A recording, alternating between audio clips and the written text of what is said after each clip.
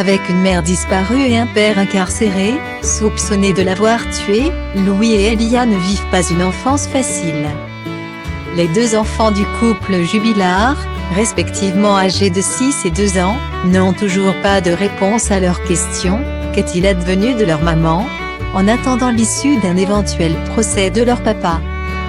Cédric, pour homicide par conjoint, où vivent les enfants de Delphine Jubillard? Louis et Elia Jubillard ont été placés chez la sœur de l'infirmière disparue, Stéphanie, en tant que tiers de confiance. Sur décision de la juge des enfants, comme l'avait appris Le Parisien en juin dernier. Lors de la mise en examen et de l'incarcération de Cédric Jubillard. Cette décision est valable pour 1 an, renouvelable. La juge des enfants a également estimé qu'il était dans l'intérêt de Louis et d'Elia de voir leur grand-mère paternelle, qui dispose d'un droit d'hébergement le mardi soir et un week-end sur 2.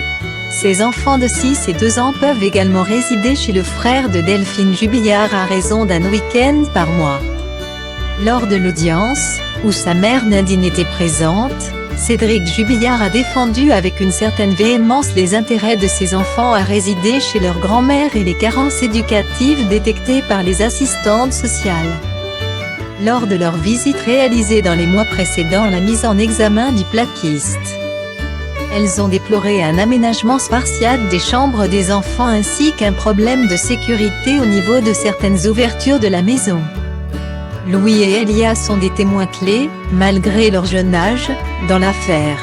Ils étaient tous deux présents au domicile du couple, à Cagnac-les-Mines, Tarn, dans la nuit du 15 au 16 décembre 2021.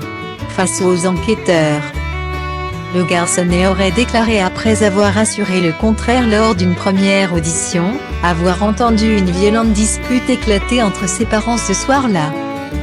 Dans sa version, Cédric Jubillard assure avoir été réveillé par les pleurs de sa fille de 2 ans. C'est là qu'il se serait rendu compte de l'absence de Delphine Jubillard, avant de contacter ses proches et les forces de l'ordre.